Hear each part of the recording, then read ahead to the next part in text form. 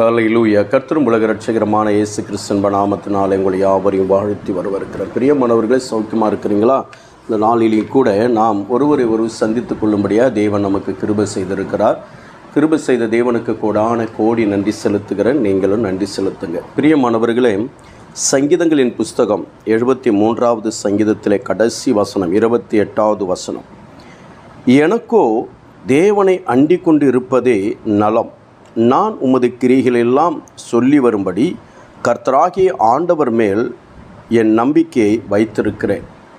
பிரியமானவர்களே, தேவன் மேலே தேவனை சார்ந்து வாழ்ந்து கொண்டிருப்பதே எனக்கு நல்லது, அதுதான் எனக்கு நலம். அதாவது நலம் என்ன அப்படின்னா, நல்லா இருக்கிறீங்களா, நலமாக இருக்கிறீங்களா, இதுதான். என் அன்பு தேவ பிள்ளையே, அவரை அண்டிக் கொண்டிருப்பதே எனக்கு நலம். அல்லேலூயா.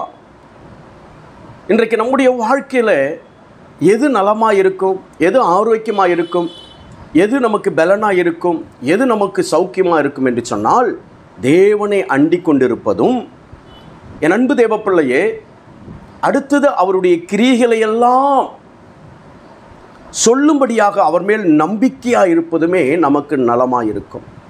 அல்லேலூயா. தேவ சமூகத்துக்குள்ளாக அந்த சௌக்கியம், அந்த நலம், எந்த நலம்? சரீர பிரகாரமாக, ஆவி பிரகாரமாக, ஆத்மா பிரகாரமாக நமக்கு அதுவே நல்லதாக இருக்குது என்று சொல்லி வேதத்தில் பார்க்கிறோம். இப்போ நம்மளை பார்த்து யாராவது ஒருத்தவங்க கேட்பாங்க, நேற்றுக்கு உடம்பு முடியாமல் இருந்தீங்க, மாத்திரை போட்டிங்க, நலமாக இருக்கிறீங்களா, நல்லா இருக்கிறீங்களா அப்படின்னு சொல்லி கேட்பாங்க. உடம்பு பரவாயில்லையா, சரீர பலவீனம் போயிடுச்சா, ஜுரம் போயிடுச்சா அப்படின்னு சொல்லி கேட்பாங்க. அவங்கள போய் பார்த்து, அவங்கக்கிட்ட போயிட்டு, கேட்குறவங்ககிட்ட போயிட்டு, நீ என்ன கேட்குற, நான் கர்த்தர் மேல் நம்பிக்கையாக இருக்கிறேன், அவரையே அண்டிக் கொண்டிருக்கிறேன், அதுவே எனக்கு நலம் என்று சொல்லி என்ன பண்ணிடக்கூடாது, சொல்லிவிடக்கூடாது. என் அன்பு தெய்வ பிள்ளையே, தேவ சமூகத்துக்குள்ளாக விசாரிக்கிறதுல நம்ம முந்திக் கொள்ள வேண்டும். ஒருவருடைய பாரத்தை ஒருவர் என்ன பண்ண வேண்டும், அறிந்து கொள்ள வேண்டும், தாங்கிக் கொள்ள வேண்டும், ஏற்றுக்கொள்ள வேண்டும் என்று சொல்லி வேதம் சொல்லுகிறது. இப்போ அவங்ககிட்ட போயிட்டு நம்ம வீம்புக்கும் ஆர்குமெண்ட்டுக்கும் போயிட்டு நம்ம என்ன பண்ணிடக்கூடாது, அப்படி பேசிடக்கூடாது.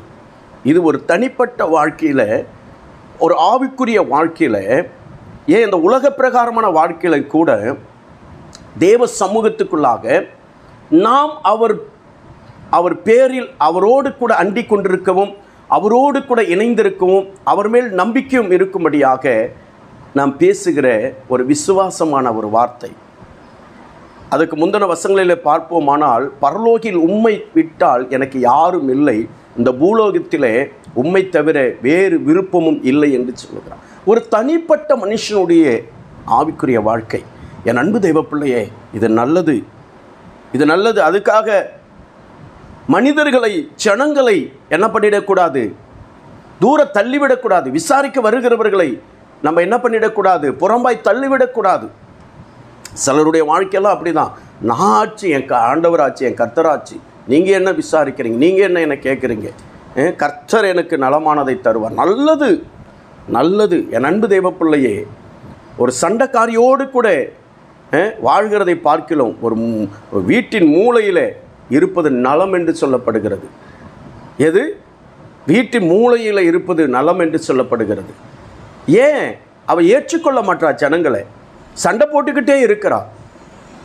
இப்படி போட்டுக்கிட்டே இருந்து கர்த்தரை ஆண்டிக் கொண்டிருக்கிற எனக்கு நலமாக இருக்கும், அவர் மேல் நம்பிக்கையாக இருக்கிறேன், அவர் கிரிகளெல்லாம் நான் சொல்லிக்கிட்டு இருக்கிறேன், நான் அவர் மேல் நம்பிக்கையாக இருக்கிறேன், அது நலமாக இருக்கும் என்று சொல்லி உன் நலத்தை பற்றி நீ சொல்வாயானால் அது மாயை, அது வீணாய் போய்விடும். பிரியமானவர்களே, தேவ சமூகத்துக்குள்ளாக இன்றைக்கு இந்த உலகத்தில் அவருடைய விருப்பம் என்ன, அவருடைய சித்தம் என்ன அறிந்து நாம் செயல்படும்போது இன்னும் நமக்கு நலம் உண்டாகும், இன்னும் நமக்கு என் அன்பு தேவ பிள்ளைய பலன் உண்டாகும், இன்னும் ஆண்டவர் நம்முடைய வாழ்க்கையில் சௌக்கியத்தையும் ஆரோக்கியத்தையும் கர்த்தர் உண்டு பண்ணுவார்.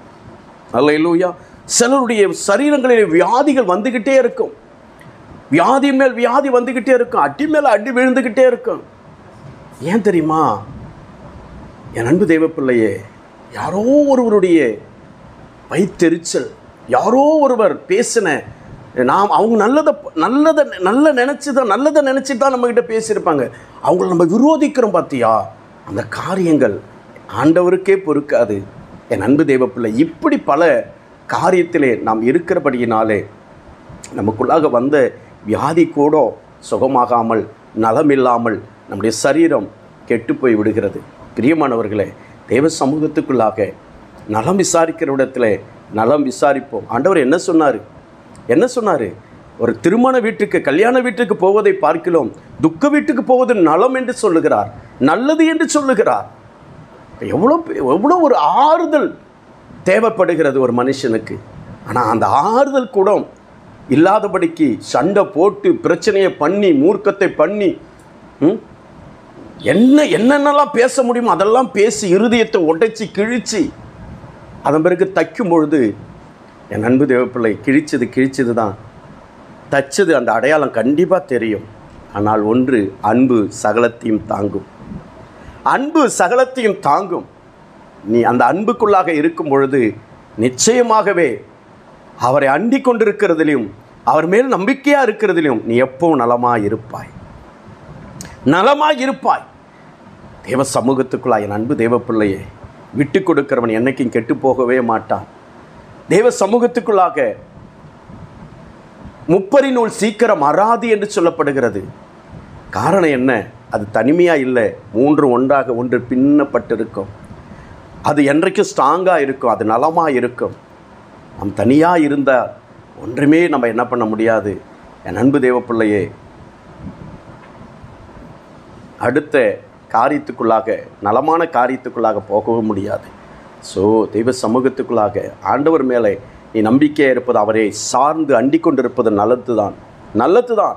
ஆனாலும் தெய்வ சமூகத்துக்குள்ள, அந்த உலகத்திலே நமக்கு கொடுத்த உறவுகள், நமக்கு கொடுத்த ஃப்ரெண்ட்ஷிப், நமக்கு கொடுத்த ஆவிக்குரிய நண்பர்கள், நமக்கு கொடுத்த சொந்த பந்தங்களோடு கூட ஒரு விசாரிப்பிலே என் அன்பு தெய்வ பிள்ளையை நாம் கலந்து கொண்டு, நடந்து கொண்டு, பழகி கொண்டு இருப்போமானால் அதுவே நமக்கு இன்னும் புதுபலனாக இருக்கும். கர்த்தர் நம்மை ஆசீர்வதிப்பாராக. கர்த்தருக்கு மகிமை உண்டாகட்டும். செபிப்போமா? மகா இரக்கமும் கிருபை நிறைந்தவைகள் அல்ல ஆண்டவரை நன்றியோடு துதிக்கிறோம்.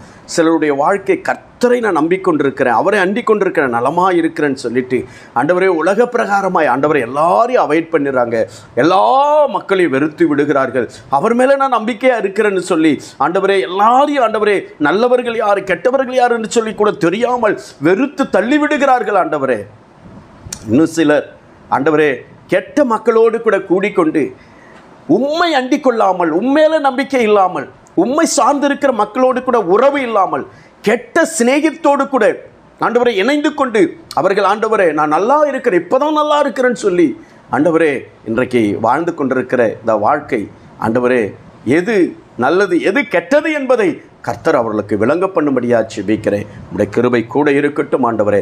அப்படிப்பட்ட கெட்ட சிநேகத்திலிருந்து ஆண்டவரே அப்பா ஸ்தோத்திரம், பிள்ளைகளை பிரித்தெடுத்து நல்ல சிநேகத்திலும் உம்மில் அன்பு கூறுதலையும் ஆண்டவரே உம்மோடு கூட அண்டி இருப்பதிலும் உம்முடைய ஆண்டவரே அப்பா கிருபையின் மேலே உம்முடைய ஆண்டவரே அப்பா ஸ்தோத்திரம் சத்தியத்தின் மேலே நம்பிக்கையாக இருக்கவும் கர்த்தர் கிருபை பாராட்டும்படியாக ஜெபிக்கிறேன். உடைய கரம் கூட இருக்கட்டும். பெரிய காரியத்தை செய் ஆண்டவரே. நாங்கள் நலமாய் வாழ்ந்து உமக்கு சாட்சியாக நிற்க கிருபை செய். நீர் அப்படி செய்வதற்காக ஸ்தோத்திரம். இந்த நாளில் பிறந்தநாள் திருமணம் கொண்டாடுகிற ஒவ்வொரு அன்பு பிள்ளைகளுக்காக ஜெபிக்கிறேன். ஒவ்வொருவரையும் பிதா குமார பரிசுத்த ஆவியின் நாமத்தில் ஆசீர்வதிக்கிறேன். ஆசீர்வதி. இயேசுவின் ரத்தம் செய். இயேசு கிறிஸ்து நாமத்தில் ஒப்பு கொடுத்து அர்ப்பணித்து ஜெபிக்கிறேன். ஜெபங்கேல எங்கள் ஜீவனுள்ள நல்ல பிதாவே, ஆமென். அல்லேலூயா. கர்த்தர் நம்மை ஆசீர்வதிப்பாராக. ஆமென். கர்த்தருடைய நாமத்துக்கு ஸ்தோத்திரம்.